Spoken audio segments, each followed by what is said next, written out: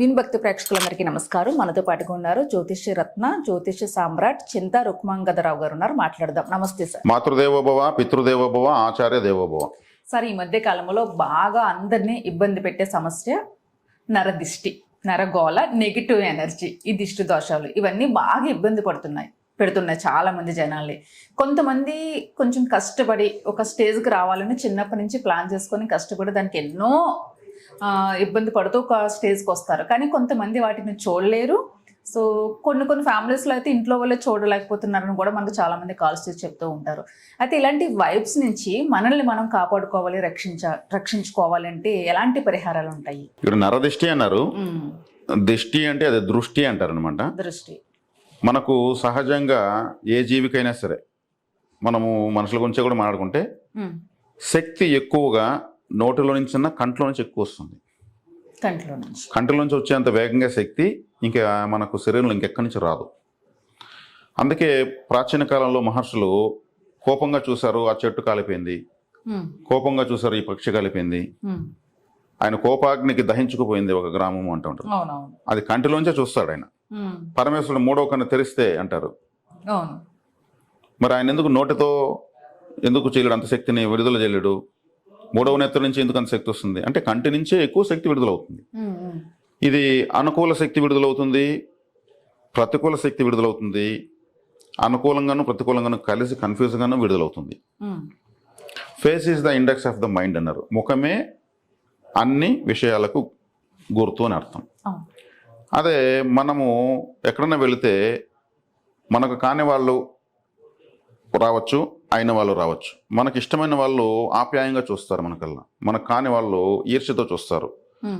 కొంతమంది చూసి చూడనట్టు వెళ్తారు, కొంతమంది మనల్ని అనుమానంగా చూస్తారు, కొంతమంది నటించి ఏదో ప్రేమ ఉన్నట్లు లేని ప్రేమను ఇవన్నీ చూపుల ద్వారానే మనం కనుక్కుంటాం.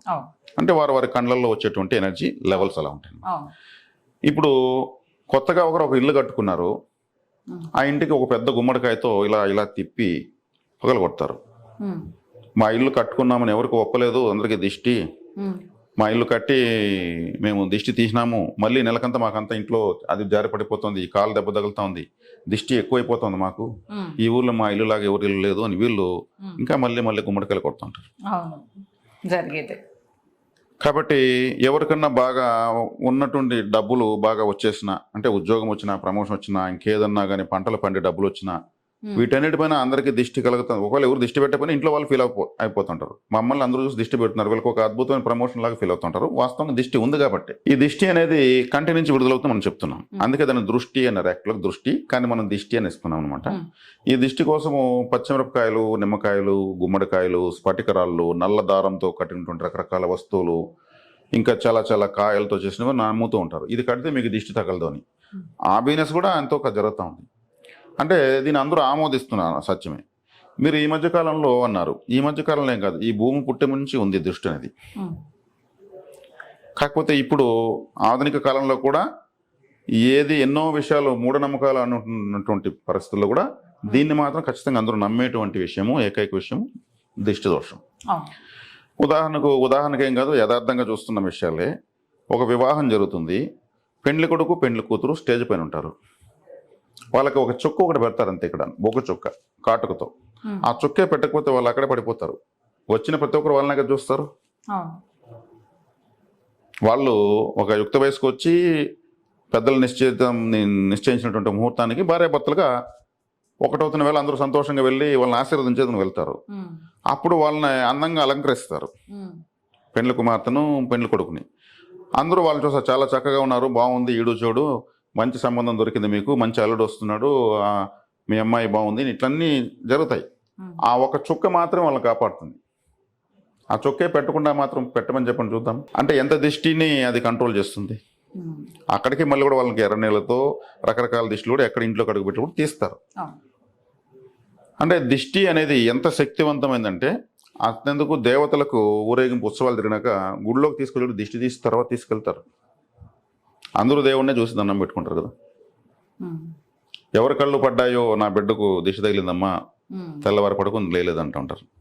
ఇది చాలా శక్తివంతమైనటువంటి విషయం. ఇది ఈ దిష్టి అనేది నిర్మూలించుకోవడానికి చాలా విధానాలు ఉన్నాయి. ఇప్పుడు చేస్తున్న విధానాలంతా కూడా మంచివే. యాక్చువల్గా మనం ఇంతసేపు కండ్లతో పెడుతున్నారని అంటున్నాం. ఈ కండ్లు అనేవి ఏవి? ఎక్కడున్నాయి కండ్లు? ఫేస్లో ఉన్నాయి. ఇక్కడ ఇవే కదా, కానీ ఇవి కండ్లు కాదు, ఇవి విండోస్, ఇవి కిటికీలు మాత్రమే. అసలైన కండ్లు ఇక్కడ ఉంటాయి. అక్కడి నుంచి ఎనర్జీ రిలీజ్ అవుతుంది, ఈ విండోస్ ద్వారా మనం చూస్తాం అంతే. మీకు ఏదైనా గుర్తు రాలేదనుకోండి, కళ్ళు మూసుకొని ఇలా ఆలోచిస్తారు, ఒక్క నిమిషం ఉండు అని ఆలోచించి అసలు కళ్ళు అప్పుడు ఓపెన్ చేస్తారు. ఈ విండోస్ మూస్తే మీ యొక్క జ్ఞాన నేత్రాలు ఓపెన్ అవుతాయి. అక్కడ కరెక్ట్ అనేది ఇప్పుడు చెప్తారు, అంతే కదా. అందరికి తెలిసే విషయం ఇవి కండ్లు అనుకుంటున్నారు. నిజమైనటువంటి లాంగ్వేజ్ ఏమంటే ఇవి విండోసు, ఇక్కడ కండ్లు ఉంటాయి. అందుకే ఋషులంతా కూడా వాళ్ళు ఏదైనా కండ్లు మూసుకొనేసి ఎక్కడ ఏం జరుగుతుంది, కండ్లు మూసుకుంటే ఏమైనా చెప్పేస్తా అంటుంటారు. కొంతమంది గ్రామాల్లో దేవతలు వాళ్ళ పైకి వచ్చి మాట్లాడుతున్నట్టుగా వాళ్ళు కండ్లు మూసుకొనే చెప్తూ ఉంటారు. అంతా నిజమే చెప్తున్నారు, అందరూ ఆమోదిస్తుంటారు. ఈ కండ్లు మూసుకోవడం ఏంది, చెప్పడం ఏంది? కండ్లు మూసుకుంటే కనిపించదు కదా. కాబట్టి శక్తి అనేది ఇక్కడ ఉంది. శక్తి కేంద్రంలో నుంచి బయటకు వచ్చేటప్పుడు వీటి ద్వారా మనం విడుదల చేస్తాం. కాబట్టి ఇంత తీక్షణమైనటువంటి ఈ విషయానికి పరిహారంగా అందరూ అన్నీ చేస్తున్నారు, అన్నీ కరెక్టే. ఇప్పుడు తీస్తున్న దిష్టి విధానాలన్నీ కరెక్టే. కానీ తంత్ర జ్యోతిషం అనేటువంటి మా విధానంలో ఒక పరిహారము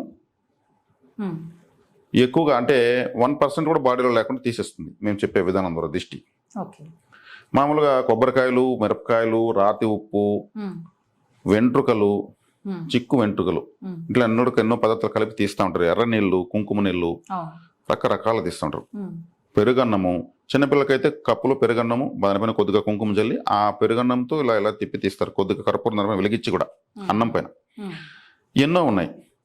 ఇక్కడ మేము చెప్పేది ఏంటంటే ఒక బూడిద గుమ్మడికాయ, ఈ బూడిద గుమ్మడికాయ తీసుకుని మధ్యలో ఒక పీస్ కట్ చేసి తీసేయాలి, హోల్ పెట్టాలి. ఇప్పుడు మన ఎడంకాలు కింద మట్టి ఉంటుంది కదా, ఎక్కడ మనం ఇసుకలో అడుగు పెడితే పాద ముద్ర వస్తుంది, అందులోంచి కొద్దిగా మట్టి తీసుకోవాలి, ఆ మట్టి దీంట్లో వేయాలి, ఈ గుమ్మడికాయ హోల్లో వేయాలి. మనకి ఏదైతే సమస్యలు ఉన్నాయో, అప్పులు కావచ్చు, శత్రువులు కావచ్చు, చిన్న చిన్న పేపర్ల స్లిప్పుల్లో రాసి ఆ స్లిప్పులు ఇలా చుట్టేసి ఆ హోల్లో పెట్టేయాలి. ఒక 2 పచ్చిమిరపకాయలు ఆ హోల్లో పెట్టేయాలి. ఇవన్నీ లోపల ఉంటాయి. దాన్ని మూత పెట్టేయాలి.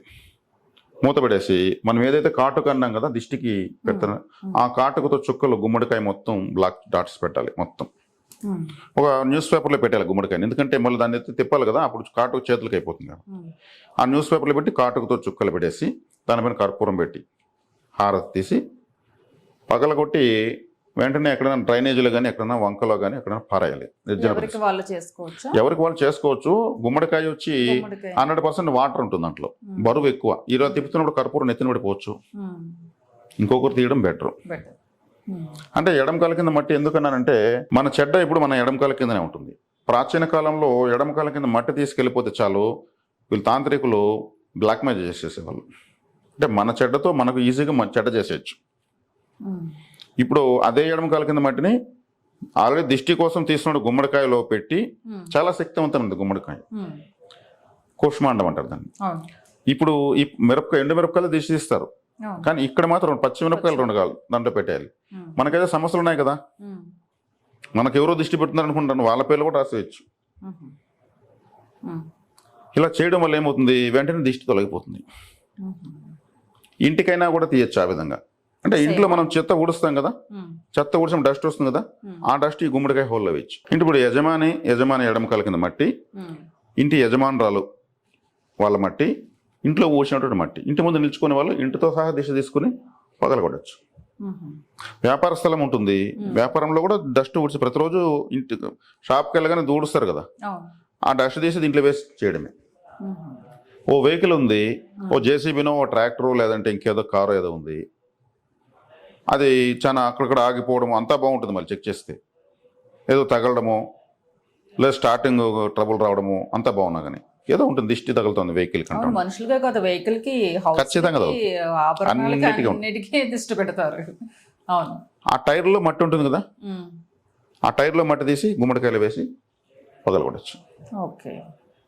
పర్టికులర్గా పలానా డేనే చెయ్యాలని ఏమైనా ఉంటుంది? అమావాస్య రోజు చాలా విశేషంగా దిష్టి బయట తీసేయచ్చు. అదేవిధంగా మంచి మధ్యాహ్నం, తెల్లవారితో చేయకూడదు. సూర్యుడు ఎగబడుతూ ఉంటాడు, ఎగు పొద్దులో చేయకూడదు, ఇవి దిగు పొద్దులో చేయాలి. అంటే దిష్టి దిగిపోవాలి కదా. మంచి మధ్యాహ్నంకి వచ్చేకాడికి అటు పైకి డెవలప్ కావడానికి దిగిపోవడానికి మిడిల్లో ఉంటాడు, నడనెత్తి మీద అంటారు, అప్పుడు చేయొచ్చు. లేదంటే చివరి సాయంత్రము 5:30-6 టైంలో ఈ ప్రక్రియ చేయొచ్చు. ఓకే. కాబట్టి వాహనాలకు కానీ, వ్యాపారాలకు కానీ, ఇంటికి కానీ, మనుషులకు కానీ ఈ గుమ్మడికాయ ఈ విధంగా పరిహారం చేసుకుంటే సరిపోతుంది. అమావాస్య వచ్చేస్తే చాలా శక్తివంతంగా పోతుంది. అదే అమావాస్య నుంచి మళ్ళీ తిరిగి అమావాస్య వచ్చేలోపు ఇంకొకసారి చేసుకుంటే మంచిది. ఓకే. ఎలాంటి దిష్టి దోషాలు ఉన్నా పోతుంది. ఉదాహరణకు ఒక వ్యక్తి రియల్ ఎస్టేట్ వెంచరేస్ ఉంటాడు, ప్లాట్ సేల్ కావు. వెంచరేస్ ఉంటాడు, ప్లాట్ సేల్ కాదు, మంచి హైవేలో ఉంటుంది. ఆ వెంచర్లో మట్టి తీసి గుమ్మడికాయలు వేసి ఆయన ఎడంకాయల కింద మట్టి వేసి తీయడమే. ఓకే. ఆ వెంచర్కి సంబంధించిన డాక్యుమెంట్ ఉంటుంది, ఏదో బ్లూ ప్రింట్ ఏదో ఉంటుంది, దాన్ని జిరాక్స్ కాపీ తీసుకొని డైలీ ఒకటి కాల్ చేస్తాడు, పారాయడమే, వాటర్లో కలిపేయాలి. ఆ దోషం బర్న్ అయిపోతుంది. ఓకే. జిరాక్స్ కాఫీని ఒరిజినల్ ఎవరు కాల్చడానికి. కాబట్టి ఇట్లుంటాయి. చాలా దిష్టి దోషాలు విన్నాను కానీ ఇది నిజంగానే కొత్తగా ఉంది. ఖచ్చితంగా పోతుంది, ఇమీడియట్ రిలాక్స్ అయిపోతారు. అవునా? ఓకే. పవర్ఫుల్ గా పనిచేస్తారు, చాలా బాగా అద్భుతంగా పనిచేస్తుంది. సో నిజంగా చాలా బాగుంది సార్. ఎందుకంటే మీరు ఎడమ కాలు మట్టి అన్నారు, నిజంగా దిష్టి అంతా మనకి కాల్లోనే ఉంటుంది అంటున్నారు కదా, పాజిటివ్ నెగిటివ్ మన యొక్క చెడ్డ మన ఎడమ కాల కింద ఉంటుంది అంటున్నారు. సో గుమ్మడికాయ అనేది ఇంకా అందరూ వాడేది దిష్టి కాంబినేషన్ బాగుంది, కొత్తగా ఉంది. తంత్ర జ్యోతిష్యంలో దొరకని వస్తువులు ఏం కాదు, అన్ని దొరికేవే, అన్ని దొరుకుతాయి. ఎవరికి వాళ్ళు చేసుకోవచ్చు, ఇంట్లో ఎవరికి వాళ్ళు చేసుకోవచ్చు, ఖర్చు కూడా తక్కువ. సో బాగుంది. తంత్ర జ్యోతిష్యంలో కొత్తగా ఉంది, దిష్టి దోషం తీసుకోవడానికి పరిహారం అనేది బాగుంది సార్. నమస్తే, ధన్యవాదాలు.